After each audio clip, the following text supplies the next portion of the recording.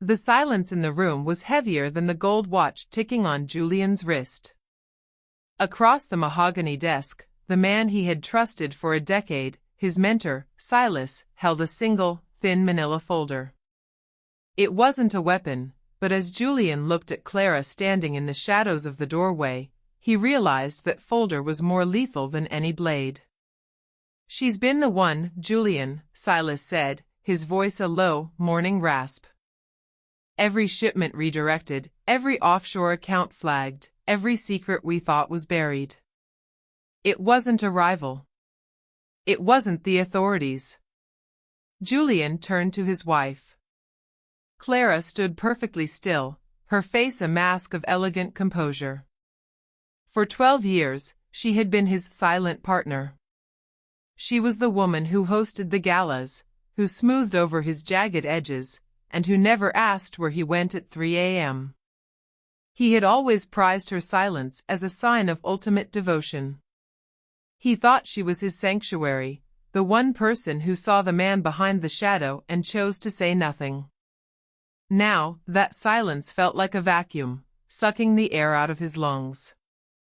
"Clara," Julian whispered, his heart hammering a frantic rhythm against his ribs. "Tell him he's wrong. Tell him you didn't do this." Clara didn't flinch. She didn't offer a frantic denial or a tearful apology. Instead, she walked slowly into the light of the desk lamp. She looked at the folder, a collection of his life's darkest work, and then she looked at Julian. In her eyes, there wasn't the warmth of a wife, there was the cold, calculated gaze of a master strategist who had finally reached the end of a very long game. "You always told me that silence is a predator's greatest tool, Julian," she said, her voice as smooth as glass. "I simply took the lesson to heart." In that moment, the foundation of Julian's world turned to ash. He realized that her years of quiet observation hadn't been an act of love, but a meticulous process of data collection. She hadn't been ignoring his world, she had been mapping it, waiting for the exact moment when her silence would become his undoing. The question wasn't whether he would survive the night. The question was, how had the woman he loved managed to dismantle his entire empire without ever raising her voice? Before we dive deeper into this story of betrayal, vengeance, and the deadliest weapon of all, the patience, I need you to do something for me. Drop a comment right now telling me where in the world you're watching this from. I want to know which corners of the earth are tuning in to this tale. And if you haven't already, hit that subscribe button. Trust me, you don't want to miss what happens next, because this story is about to unravel in ways you never saw coming. The rain had begun to fall outside the penthouse windows, streaking the glass like tears on a mourning face. Julian stood frozen, his hand instinctively reaching toward the weapon holstered beneath his tailored jacket.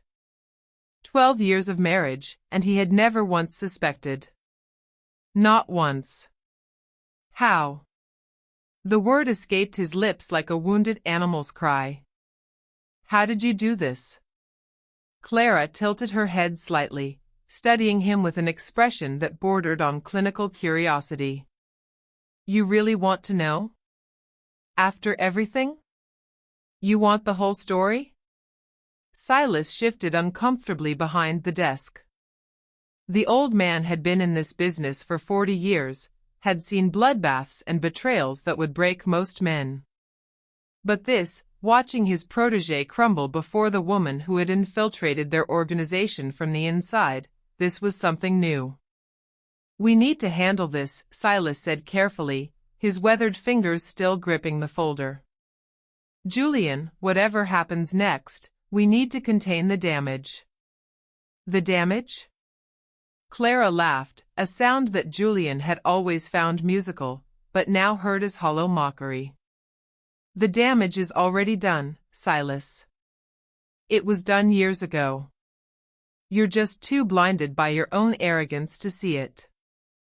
Julian's mind raced backward through time, searching for the signs he must have missed. The late nights she spent in her study, claiming to balance their household finances. The charity events she organized with meticulous detail, events that connected her to politicians, journalists, investigators. The quiet way she would linger in doorways when his associates came to visit, seemingly invisible, perpetually overlooked. They had all underestimated her. He had underestimated her. "You married me," Julian said slowly, each word heavy with dawning realization. "You planned this from the beginning. Our entire marriage was real," Clara interrupted, and for the first time, something flickered in her composed expression. Pain. Raw, unguarded pain. "That's what makes this so much worse, Julian. I didn't plan to love you. I planned to destroy you. But somehow, impossibly, I ended up doing both." The confession hung in the air between them, more devastating than any accusation. Julian felt something shift in his chest, not quite hope, but a desperate clutching at the possibility that there was something worth salvaging in the wreckage of his life. Silas rose from behind the desk, his movements slow and deliberate. "This changes nothing. She knows everything. The shipments, the accounts, the names of everyone in our network. She needs to be dealt with." Julian's hand tightened on his weapon. His training kicked in, the cold, mechanical protocols that had made him the most efficient operative in Silas's organization. But his heart, treacherous and bleeding, refused to cooperate. "How long, Clara?" he asked, his voice barely above a whisper. "How long have you been planning this?" Clara walked to the window, her silhouette framed against the rain-streaked glass and the glittering lights of the city below. When she spoke, her voice carried the weight of years of carefully constructed patience. "Do you remember a name, Julian?" "Tobias Remington. A journalist. He was writing an exposé on organized crime in Eastern Europe. He had sources, documentation, enough evidence to bring down several syndicates." Julian's blood ran cold. Tobias Remington. The name echoed through the corridors of his memory, attached to a face he had tried very hard to forget. "You killed him 7 years before we met," Clara continued, still facing the window. "Silas gave the order. You pulled the trigger. Clean, efficient, untraceable, your specialty." "The Remington job," Silas muttered. "That was 20 years ago. Ancient history." Clara turned then, and Julian saw something in her eyes that made him take an involuntary step backward. It wasn't hatred, though hatred would have been easier to bear. It was something far more dangerous, righteous purpose. "Tobias Remington was my father." The words detonated in the silence of the room like a bomb with a 20-year fuse. Julian felt his knees weaken, his carefully constructed reality fragmenting into 1,000 pieces. "That's impossible," he said. "Remington didn't have children. We vetted his background. He was a single man with no family connections," Clara finished for him. "That's what your intelligence said because that's what he wanted everyone to believe. He kept his family hidden to protect us from exactly the kind of people he was investigating. My mother raised me alone after he died. She told me the truth when I was 16, not just that he had been murdered, but who was responsible." Julian stared at her, truly seeing her for the first time. The woman he had married, the woman who had shared his bed and held his secrets, had been the daughter of his victim all along. "Clara," he breathed. "My name isn't Clara," she said softly. "It's Eleanora. Eleanora Remington." Clara was a fiction, a carefully constructed persona designed to get close to you. "I spent years building her, the perfect wife for a man like you. patient, unquestioning, invisible. Silas reached into his jacket, but Clara held up her hand. "I wouldn't do that if I were you, Silas. The authorities are already on their way. I've sent copies of everything, every transaction, every body, every corrupt official on your payroll, to a dozen different agencies and news organizations. There's no containing this." As if to confirm her words, the distant wail of sirens began to filter through the rain-soaked night. Julian looked from his wife, his stranger wife, to his mentor, and saw the old man's face drain of color. "You've killed us all," Silas hissed. "No," Eleanora said calmly. "I've freed myself." "There's a difference." Julian's mind reeled. 20 years of blood on his hands, and somehow the universe had conspired to place the daughter of one of his earliest victims directly in his path. The cosmic irony was almost unbearable. "Did you ever love me?" he asked, hating the vulnerability in his own voice. "Any of it? Was any of it real?" Eleanora's composure cracked, just for a moment. "I told you, Julian. I didn't plan to love you. But I did. I do. That's been my burden to carry." "Then why? If you loved me, why destroy me?" "Because loving you doesn't erase what you've done. Because every night I lay beside you, I thought about my father dying alone in an alley in Prague. Because love without justice isn't love, it's complicity." The sirens grew louder. Silas was backing toward the private elevator, his hand shaking as he fumbled with the access code. Julian remained rooted to the spot, caught between the life he had known and the abyss opening before him. "You could have just turned me in," he said. "Why the 12-year game? Why marry me?" Eleanora smiled then, a sad, bitter smile that contained multitudes. "Because I wanted you to know what it felt like. I wanted you to experience having someone you love torn away from you. I wanted you to understand loss the way I understood it when I was 6 years old and my mother told me that Daddy was never coming home." Julian closed his eyes. In the darkness behind his lids, he saw every face of every person he had ever killed. He saw the blood he had tried so hard to wash from his hands. And he saw, with terrible clarity, that this moment had always been waiting for him at the end of the road. "The folder," he said, opening his eyes. "What's really in it?" Eleanora walked to the desk and picked up the manila folder that had started it all. She opened it slowly, revealing page after page of photographs, documents, and testimony. "Everything," she said. "Your entire career, documented in excruciating detail. Enough to ensure that you never see the outside of a prison cell for the rest of your natural life." The elevator behind them chimed. Silas had managed to open the private exit and was stepping inside, his eyes wild with desperation. "Julian," he called out. "We can still run. We have contingencies." But Julian wasn't listening. He was looking at his wife, at Eleanora, and seeing her clearly for the first time in 12 years. The patience. The discipline. The unwavering dedication to a goal that had consumed 2 decades of her life. She had been the perfect predator. And he had never seen her coming.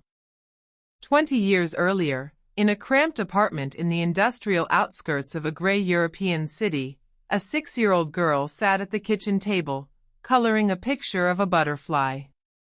Her name was Eleanora Remington, and she didn't know that in a hotel room 3,000 miles away, her father was taking his last breath.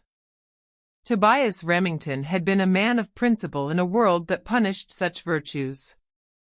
As an investigative journalist, he had spent his career chasing the kind of stories that other reporters were too afraid to touch, stories of corruption, violence, and the shadowy networks that connected criminals to the corridors of power.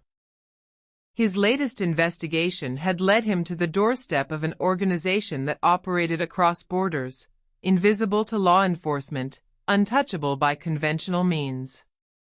Silas Novak's syndicate had its fingers in everything from weapons trafficking to money laundering, and Tobias had been painstakingly documenting their crimes for nearly 3 years. He knew the risks. That's why he had hidden his family, his wife Marguerite and his daughter Eleanora, under assumed names in an unremarkable city far from the centers of power. That's why he visited them only twice a year, always in secret, always looking over his shoulder. But secrets have a way of surfacing, and eventually, Silas's people found the man who was threatening to expose their empire. Julian Moreau was 23 years old when he pulled the trigger in Prague. It was his 4th contract killing, and he approached it with the cold professionalism that would later make him legendary in certain circles. The target was a journalist with no apparent family, no connections, a clean job with minimal complications. He never saw the photograph that Tobias kept hidden in his wallet. He never knew about the little girl who colored butterflies and waited for a father who would never return. 3 days after the killing, Marguerite Remington received a terse phone call from one of her husband's colleagues.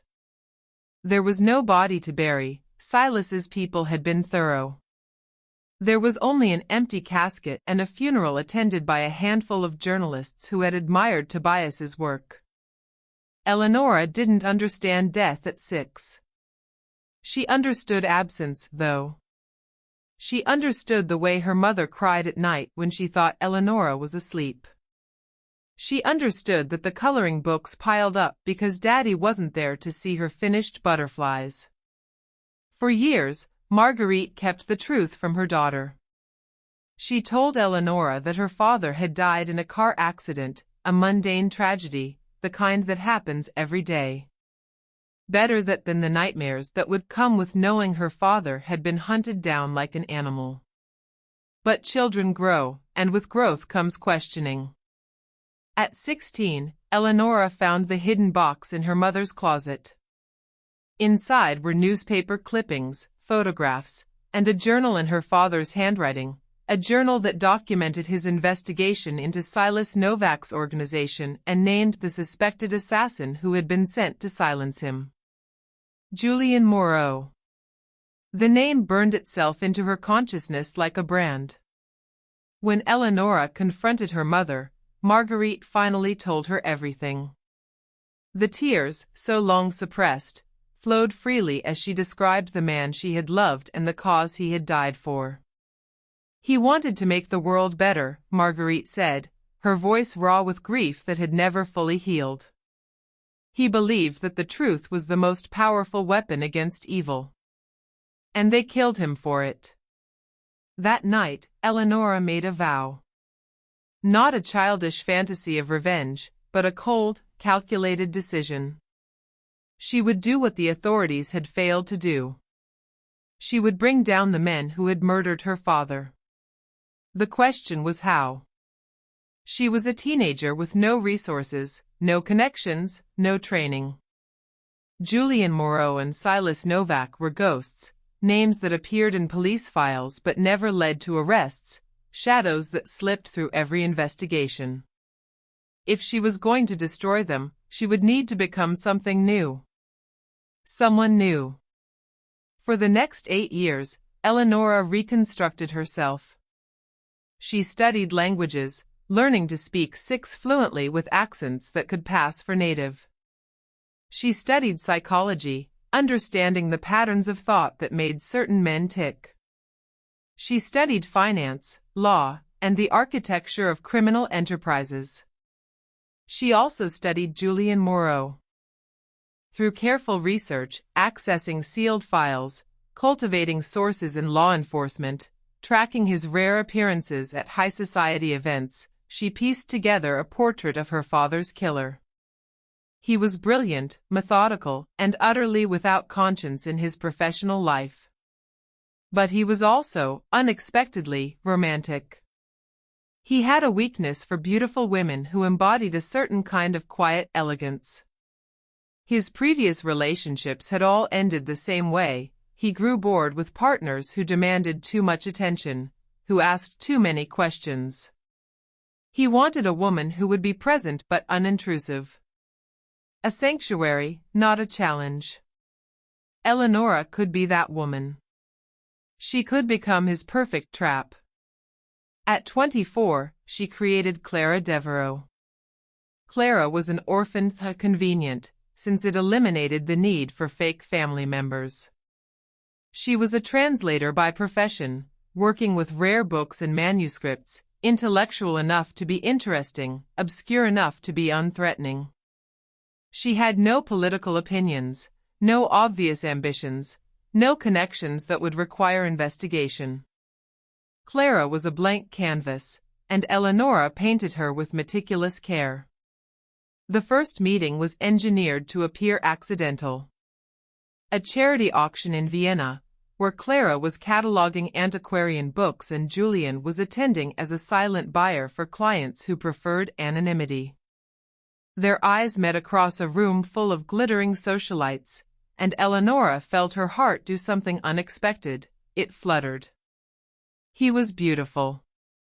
That was the cruel joke the universe had played on her. Julian Moreau, the man who had orphaned her, was devastatingly handsome.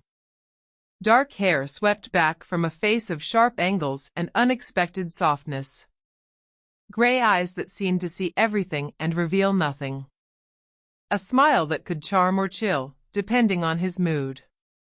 When he approached her, asking about a 17th-century atlas, Eleanora had to remind herself of the photograph in her father's hidden journal. "This man is a monster," she told herself. "This man killed your father." But monsters, she discovered, could be charming. They could be funny. They could make you feel like the only person in a crowded room. Their courtship was slow, exactly as Eleanora had planned. She let Julian pursue her, always maintaining a slight distance that drove him to pursue harder. She asked no questions about his work, accepting his vague explanations about private security consulting with a serenity that made him relax in her presence. "You're different," he told her one night, 6 months into their relationship. They were lying on a blanket in a French vineyard, watching stars wheel overhead. "Other women want to know everything, where I go, who I see, what I'm thinking. You never ask." "I learned long ago that people share what they want to share," Clara said, her voice soft. "Demanding answers only creates resentment." Julian propped himself up on one elbow, looking down at her with something approaching wonder. "Where did you come from, Clara Devereaux?" Eleanora smiled, hiding the venom beneath honey. "I came from nowhere important. I'm just grateful to be here with you." He kissed her then, and she let herself be kissed, because that was part of the plan. What she hadn't planned for was the electricity that ran through her body at his touch. What she hadn't planned for was the way her treacherous heart began to feel something that had no place in a revenge plot. They married 18 months after meeting, in a small ceremony overlooking the Mediterranean. Silas Novak served as Julian's witness, and Eleanora had to force herself to smile at the man who had ordered her father's death. On her wedding night, she lay beside her new husband and silently renewed her vow. "I will destroy you," she thought. "No matter how long it takes. No matter what it costs." But the cost, she was beginning to realize, would be far higher than she had anticipated. The first year of marriage was the hardest. Eleanora had to navigate the peculiar intimacy of living with a man she simultaneously loved and despised. She learned his routines, when he slept, when he woke, when he took meetings in the locked study that she was never invited to enter. She learned other things, too. She learned that Julian donated anonymously to children's hospitals and never mentioned it. She learned that he carried photographs of his younger sister, who had died of leukemia when he was 15. She learned that he had nightmares, violent, thrashing nightmares that left him soaked in sweat and gasping for air. "What do you dream about?" she asked him once, after waking him from one of these episodes. He stared at the ceiling, his eyes hollow. "The faces of people I've failed." Not the faces of people he'd killed. The faces of people he'd failed. Eleanora filed this information away, adding it to the psychological profile she was constructing. Julian Moreau was not a simple monster. He was a man who had made terrible choices, yes, but somewhere deep inside him, there was still a flicker of conscience. That flicker manifested in nightmares, in anonymous charity, in the way he held her sometimes as if she were the only thing keeping him tethered to his humanity. This complicated things. Eleanora had expected to hate him completely, to carry her revenge with cold clarity. Instead, she found herself caught in a web of contradictory emotions that threatened to derail everything she had worked for. But she didn't waver. Every night, before she fell asleep, she thought of her father. She thought of the 6-year-old girl coloring butterflies, waiting for someone who would never come home. That girl deserved justice. And Eleanora would deliver it, no matter how much it hurt. The years passed in a strange twilight of domesticity and espionage. To the outside world, Clara Moreau was the perfect wife, gracious, composed, utterly devoted to her husband. She hosted dinners for Julian's associates, remembering every name, every preference, every whispered confidence shared after too much wine. What his associates didn't realize was that every piece of information they let slip in Clara's presence was being catalogued, cross-referenced, and stored in a hidden database that grew larger with each passing month. Eleanora was patient. That was her greatest weapon, the one advantage she held over men like Julian and Silas, who were accustomed to swift, decisive action.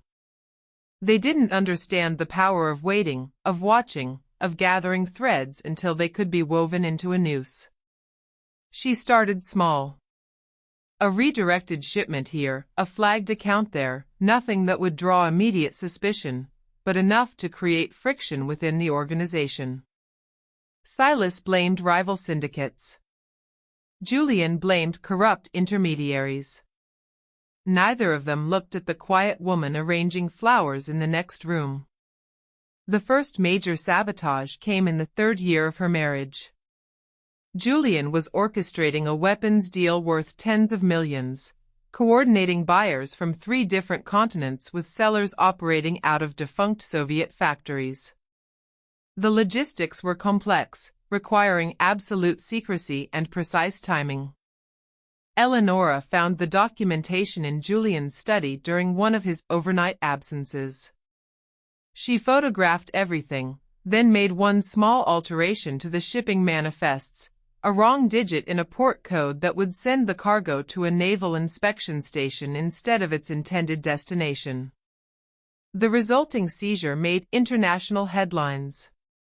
Julian lost the deal, 3 of his buyers were arrested, and Silas spent months untangling the fallout. Everyone assumed it was an inside informant, a mole within the organization. They never suspected the wife. Here's a question I want you to really think about. If someone you loved had committed unforgivable acts that destroyed innocent lives, would you be able to sacrifice that love for the sake of justice? Or would you find a way to rationalize, to look away, to choose your heart over what's right? Drop your answer in the comments. I genuinely want to know what you would do. Because Eleanora faced this question every single day for 12 years, and her answer was about to reshape everything. By the 5th year of marriage, Eleanora had become indispensable to Julian's operation without anyone realizing it. She handled the household finances, which gave her access to the accounts used for money laundering. She organized the charity galas, which allowed her to build relationships with journalists, prosecutors, and politicians who would later prove useful. She listened, always listened, from doorways and hallways and the next room, accumulating secrets like a magpie hoarding silver. But something else was happening, something she hadn't anticipated. She was falling deeper in love with the man she was destroying. It was irrational. It was cruel. It was, perhaps, the universe's revenge for the path she had chosen. But every time Julian laughed at one of her observations, every time he reached for her hand in the dark, every time he looked at her like she was the best thing that had ever happened to him, Eleanora felt another piece of her armor crack. There were moments when she almost told him everything. Sleepless nights when she lay beside him and imagined what would happen if she simply confessed, if she said, "I know what you did. I know who you really are. But I love you anyway, and I want us to find another path." But then she would remember Prague. She would remember the photograph of her father that she kept hidden in a secret compartment of her jewelry box. She would remember that Julian's hands, the hands that caressed her with such tenderness, had pulled the trigger that ended Tobias Remington's life. And her resolve would harden again. In the 7th year, Eleanora made contact with someone who would become crucial to her plan, a federal prosecutor named Josephine LaRue. Josephine was young, ambitious, and hungry for the kind of case that could define a career. She had been investigating organized crime for years but had never been able to penetrate the upper echelons of Silas's syndicate. They met at one of Clara's charity events, a gala for victims of human trafficking, dripping with irony given the company Clara kept.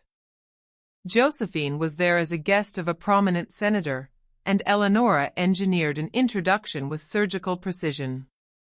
"You're interested in patterns," Clara said quietly, standing beside Josephine at the bar while the room swirled with socialites and criminals. "Financial patterns, specifically. Patterns that connect legitimate businesses to illegitimate enterprises." Josephine's eyes sharpened. She was tall, dark-skinned, with the kind of piercing intelligence that made courtrooms tremble. "That's an interesting observation for a society wife to make. I'm an interesting woman. What if I told you I could give you those patterns? Every transaction, every shell company, every offshore account. Would you be interested?" "That would depend on who's offering." "And why?" Eleanora smiled her Clara smile, serene, unthreatening, just a bored rich woman making conversation. "Let's just say I have access to information that might be valuable to someone in your position. And I have my own reasons for wanting certain people to face consequences." It took 3 more meetings before Josephine was willing to trust her. Eleanora understood the prosecutor's hesitation. This could easily be a trap, an attempt to identify and eliminate a threat to the syndicate. But Eleanora was patient. She offered small pieces of intelligence, verifiable facts that checked out under investigation. Gradually, a partnership formed. "Why are you doing this?" Josephine asked eventually, as they sat in a cafe far from any location connected to Clara's public life. "You're married to one of the most dangerous men in the organization. If they ever find out—" "I know the risks," Eleanora said. "I've known them from the beginning." "But why? Is it money? Protection? A plea deal?" Eleanora was silent for a long moment. Then she reached into her purse and withdrew a worn photograph, Tobias Remington, smiling at the camera, young and full of the idealism that would eventually get him killed. "This is my father," she said.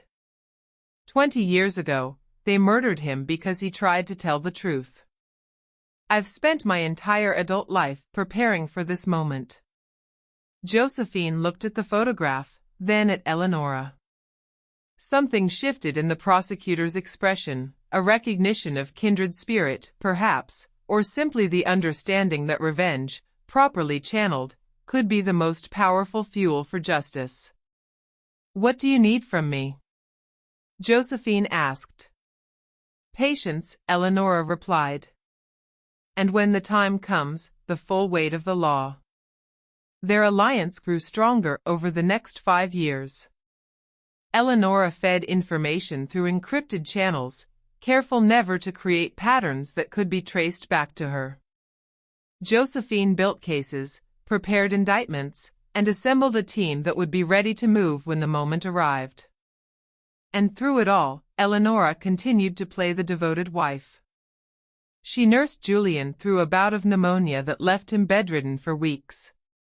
She held his hand at Silas's wife's funeral, feeling the old man's grief and hating herself for the sympathy that flickered in her heart. She made love to her husband with a passion that confused and frightened her, because it was real, terribly, devastatingly real. On their 10th anniversary, Julian gave her a necklace that had belonged to his grandmother. He clasped it around her neck with trembling fingers, and when she saw the emotion in his eyes, she wanted to scream. "I don't deserve you," he said softly. "I've done things, Clara. Things you'll never know about, things that should have disqualified me from any kind of happiness. But somehow, you chose me.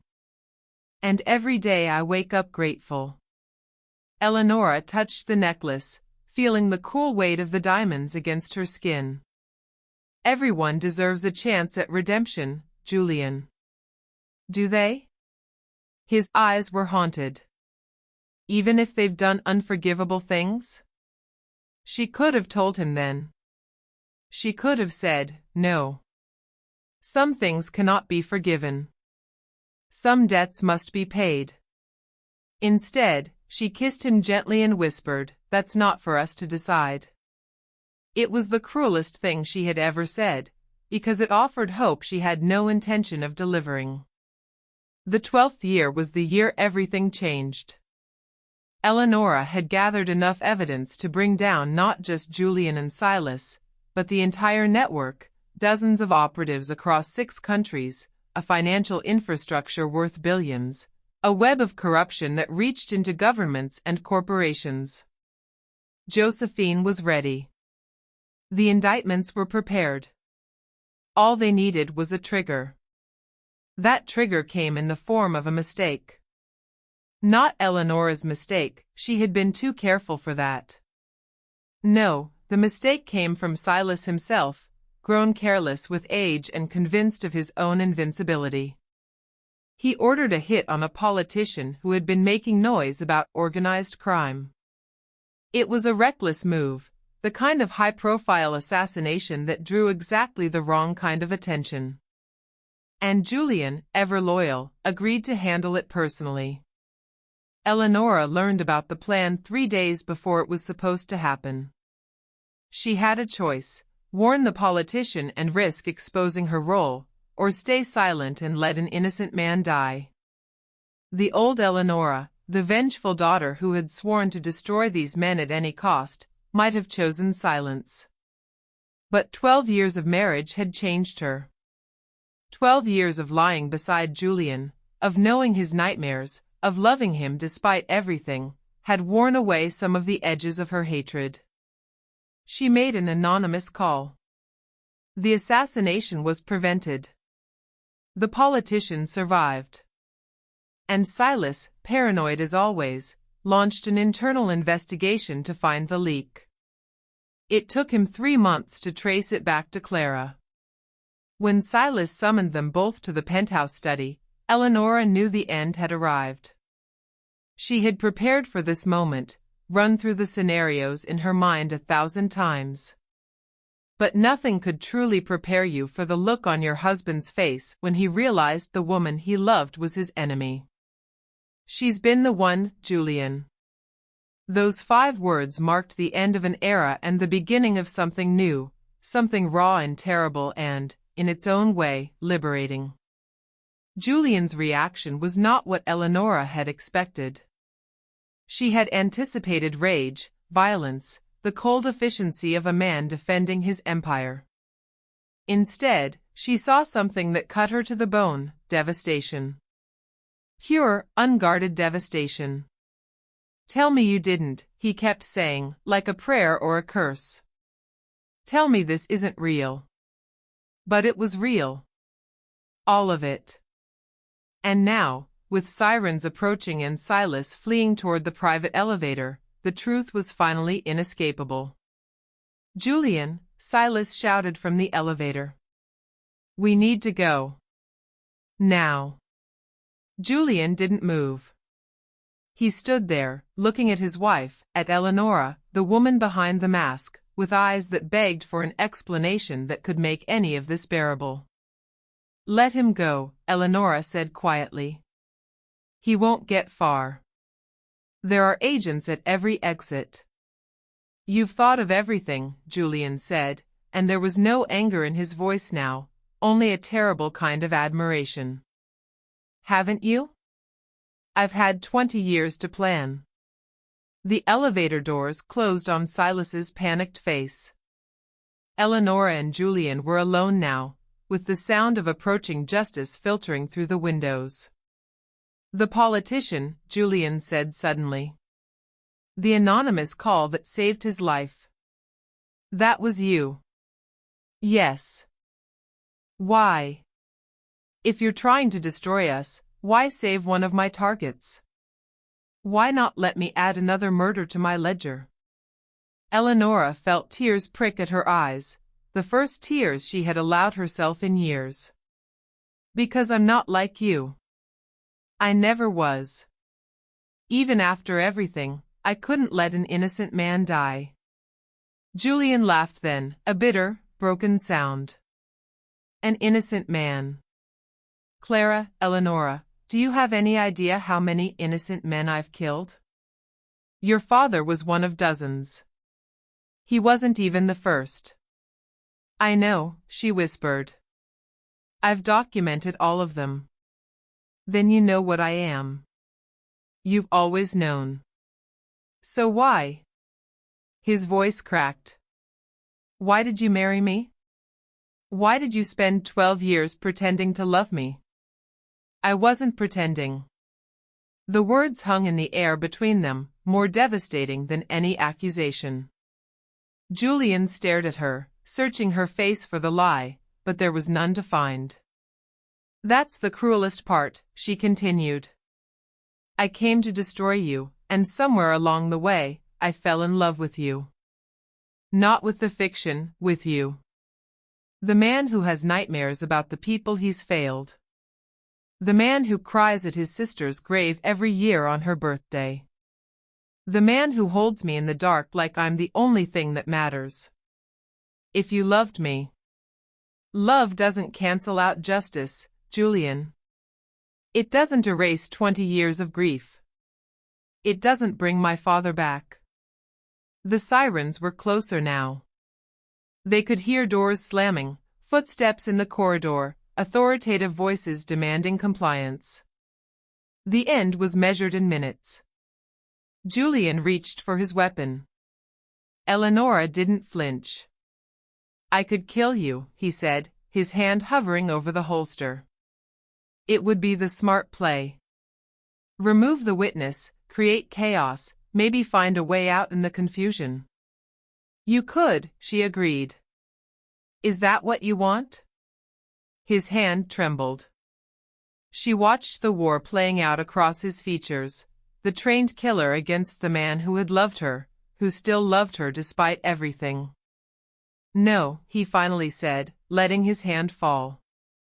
"That's not what I want." "What do you want?" Julian was silent for a long moment. When he spoke, his voice was stripped of all pretense. "I want to go back. I want to be the man I was before Silas found me. I want to have made different choices. We don't get to go back." "No." He looked at her with something that might have been acceptance. "We don't." The door burst open. Armed agents flooded the room, weapons drawn, voices commanding them to the ground. Eleanora complied calmly, having rehearsed this moment in her mind for years. Julian moved more slowly, his eyes never leaving hers as he was forced to his knees. Eleanora Remington? A woman's voice cut through the chaos. Eleanora looked up to see Josephine LaRue standing in the doorway, badge displayed, face triumphant. Behind her were a dozen federal agents, the culmination of 5 years of covert partnership. "That's me," Eleanora said. Josephine nodded, a gesture of respect between conspirators. Then her gaze shifted to Julian. "Julian Moreau. You're under arrest for multiple counts of conspiracy, trafficking, and first-degree murder. You have the right to remain silent." The rest of the Miranda warning blurred into background noise. Eleanora watched as her husband, the man she loved, the man she had destroyed, was handcuffed and led toward the door. At the threshold, he stopped. The agents around him tensed, but Julian made no move to escape. He simply turned his head to look at her one last time. "The butterfly," he said. Eleanora's breath caught in her throat. "What?" "When you first moved into my house, you had a single personal photograph. A drawing of a butterfly, framed in cheap plastic. I always wondered why you kept it." Tears streamed down Eleanora's face now, unchecked. "My father. He used to hang my drawings on his wall. The butterfly was the last one I made before he died." Julian nodded slowly, understanding dawning. "You were saying goodbye to him. Every day, you looked at that drawing and remembered why you were there." "Yes." Something passed between them, not forgiveness, not absolution, but a strange kind of recognition. Two people who had destroyed each other, finally seeing clearly. "I'm sorry," Julian said. "About your father. About everything. I know. Will that matter? In the end?" Eleanora thought about the question, really thought about it. Would his remorse change anything? Would it bring back the dead, heal the wounded, undo 20 years of accumulated sin? "It might," she finally said. "Somewhere down the line, it might." The agents pulled him away. The door closed. And Eleanora Remington, who had been Clara Moreau, was finally alone. The trial lasted 7 months. It was the largest prosecution of organized crime in a decade, a media sensation that dominated headlines and spawned documentaries, books, and endless speculation. Eleanora testified for 3 days, her voice steady as she described her years of infiltration, her methods of gathering evidence, her impossible position as a wife who loved her husband while working to imprison him. The prosecution called her a hero. The defense called her a manipulator, a liar, a woman who had violated the sacred bonds of marriage for her own agenda. The jury, ultimately, believed her. Julian was convicted on 47 counts. The sentence was life without parole, a succession of decades that would consume whatever remained of his existence. Silas received an even harsher judgment, multiple life sentences stacked on top of each other, a mathematical expression of the law's outrage. Eleanora watched the verdict from the gallery, her face betraying nothing. She had achieved what she set out to do. Her father's killers would spend the rest of their lives in prison. The network they had built was dismantled, scattered, reduced to ashes and indictments. She should have felt triumphant. Instead, she felt hollow. The weeks after the trial were disorienting. For 12 years, her entire life had been structured around a single purpose. Now that purpose was fulfilled, and she didn't know who she was without it. She moved to a small coastal town far from anyone who knew her story. She changed her name again, not to Clara this time, but to something new, a third identity for the third chapter of her life. She found a cottage overlooking the sea and filled it with books, with paintings, with the things she had denied herself during her years of masquerade. But she couldn't escape the dreams. In her dreams, Julian was always there. Sometimes they were back in the penthouse, on the night everything ended. Sometimes they were in the vineyard where he had first told her she was different. Sometimes they were in places that had never existed, a house with a garden, children's laughter echoing through the rooms, a life that might have been if everything had been different. She woke from these dreams with tears on her face and an ache in her chest that no amount of time could heal. It was Josephine who suggested she visit him. It might help, the prosecutor said over the phone, 2 years after the trial. Closure. Resolution. Whatever you want to call it. I don't need closure, Eleanora said, though even as she spoke, she knew it wasn't true. Then go for his sake. The man writes you letters every month. Have you read any of them? Eleanora looked at the drawer where the unopened envelopes accumulated. No. Maybe you should start there. After Josephine hung up, Eleanora sat for a long time, staring at the drawer. Finally, she opened it and removed the stack of letters. There were 23 of them, arranged chronologically, each one stamped with the prison's return address. She opened the first one with trembling hands. Dear Eleanora, it began. I don't know if you'll ever read this. I don't know if you even receive these letters. But I need to write them, for my own sake if not yours. There are things I need to say, things I should have said while I still had the chance. She read all 23 letters that night, each one a piece of the man she had loved, the man she had destroyed. They charted a journey of reckoning, Julian's slow, painful confrontation with the life he had led and the harm he had caused. He didn't ask for forgiveness. He didn't claim to be redeemed. He simply bore witness to his own crimes, one after another, laying them bare on the page. I remember your father's face, he wrote in the 14th letter. I've remembered it every night for 20 years. I didn't know his name then, didn't know anything about him except that he was my target. But I remember the moment, the fear in his eyes, the way he said please. He said please, Eleanora. And I pulled the trigger anyway. Eleanora was sobbing by the end. Not for Julian, or not only for Julian, but for herself, for her father, for the tangled web of love and hate and vengeance that had consumed 3 decades of her life. The next morning, she called the prison and scheduled a visit. They brought Julian into the visitation room in handcuffs. He was thinner than she remembered, gray threading through his dark hair, lines carved into his face by the weight of incarceration. But when he saw her, his eyes lit up with something that looked terribly like hope. You came, he said. I read your letters. They sat across from each other at the metal table, the air thick with everything unspoken. Guards watched from the corners of the room, blank-faced witnesses to this reunion of ruined lovers. Why did you write them? Eleanora asked. After what I did to you, why would you?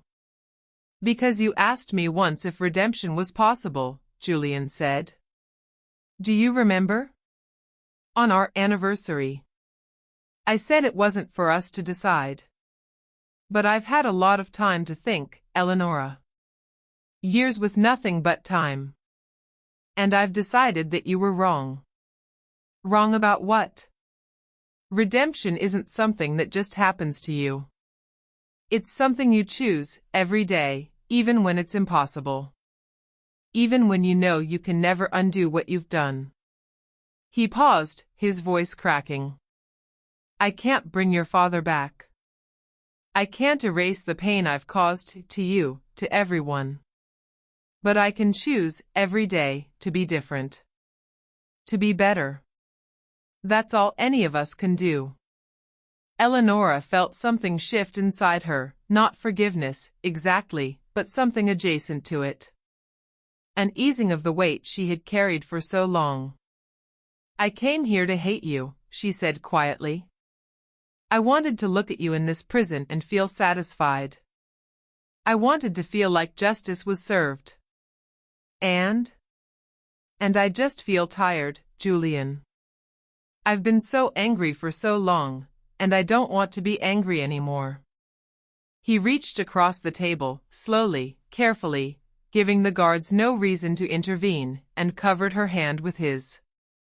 It was the first time they had touched in 2 years. "Then don't be," he said. "Let it go, Eleanora. Not for me. For you." She looked at their joined hands, remembering all the times he had held her in the dark, all the nights when she had loved him and hated herself for loving him. "I don't know how," she admitted. "Neither do I. But we could figure it out together."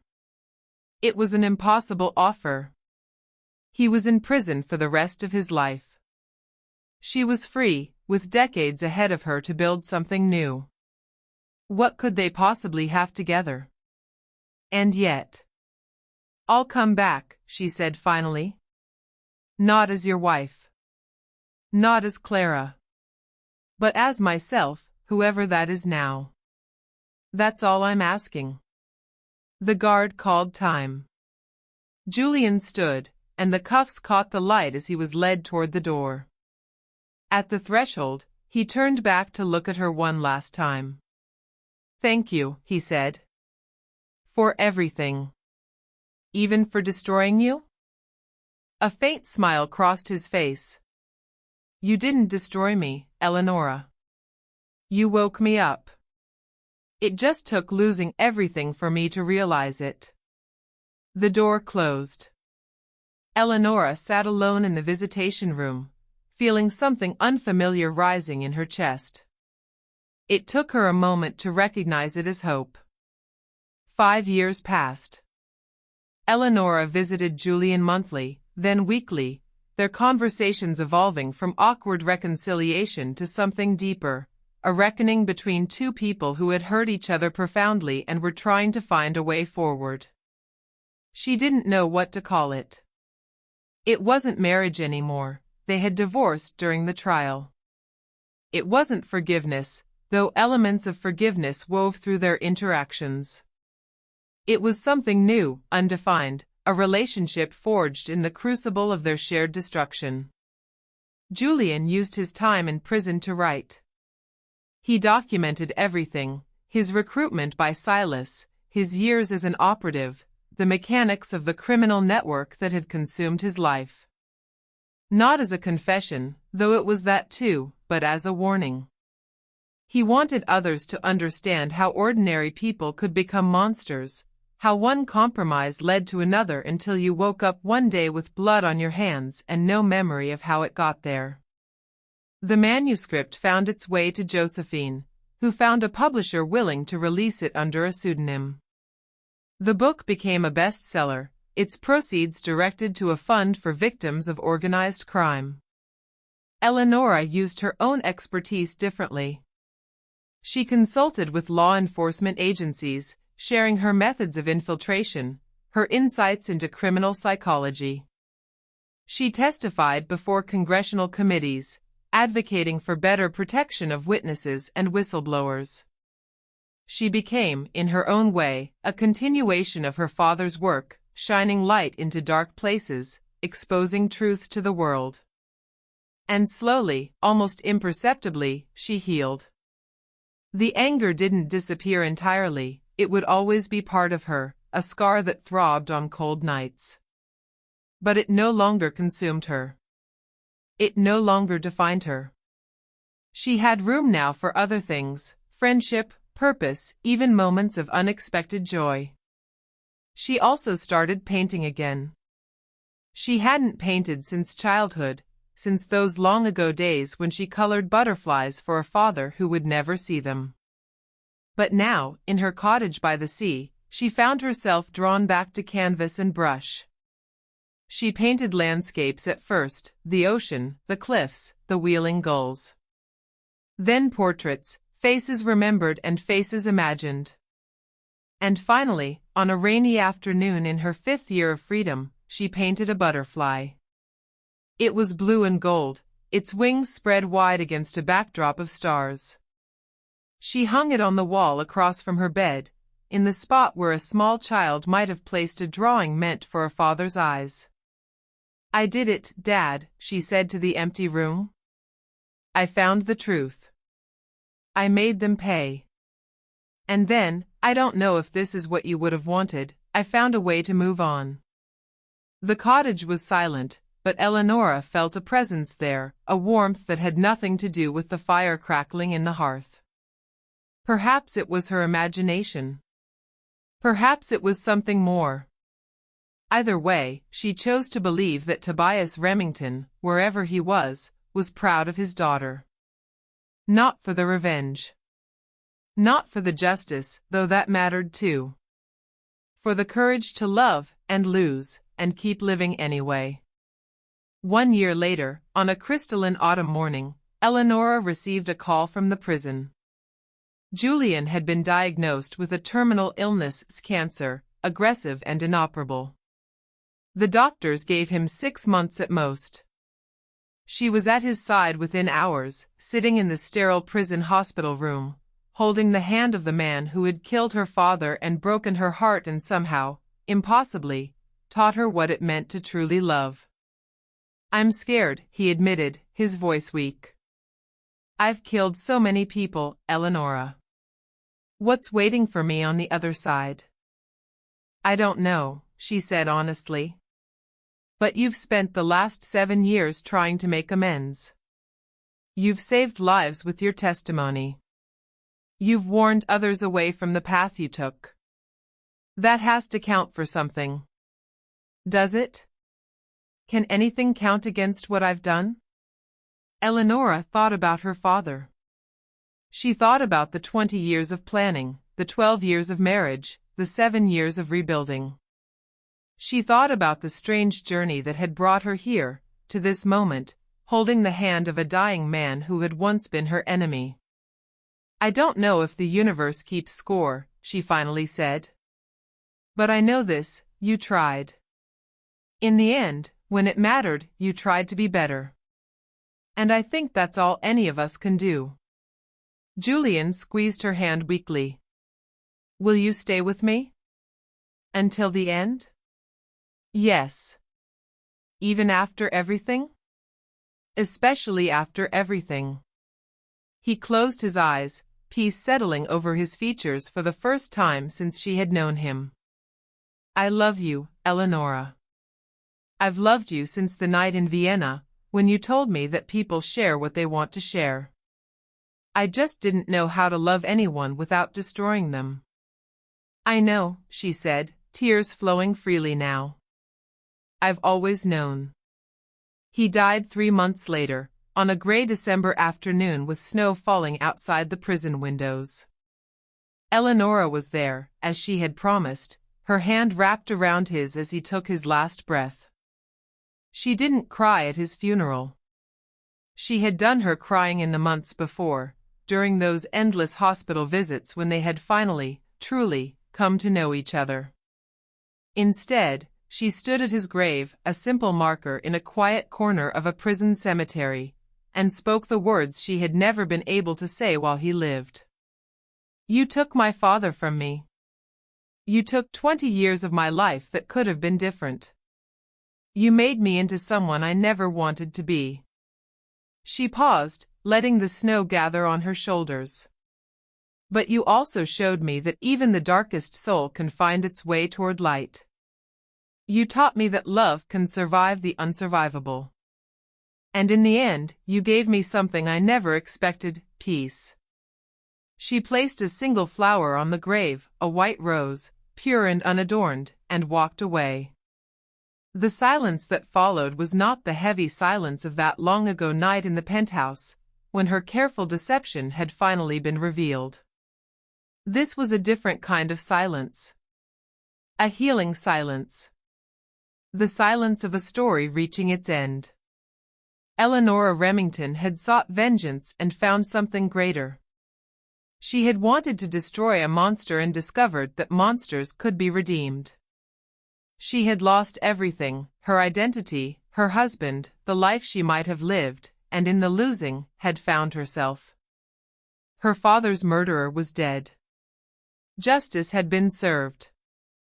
And somehow, against all odds, love had survived. As she walked away from the cemetery, the snow turned to rain, then to pale winter sunlight. Eleanora lifted her face to the sky and felt, for the first time in 30 years, truly free. The hitman's wife had wielded silence as a weapon. But in the end, it was words that saved her, the words she had finally learned to speak, the truth she had finally found the courage to share. Her silence had been his undoing. Her voice became her redemption. And that, perhaps, was the most powerful lesson of all.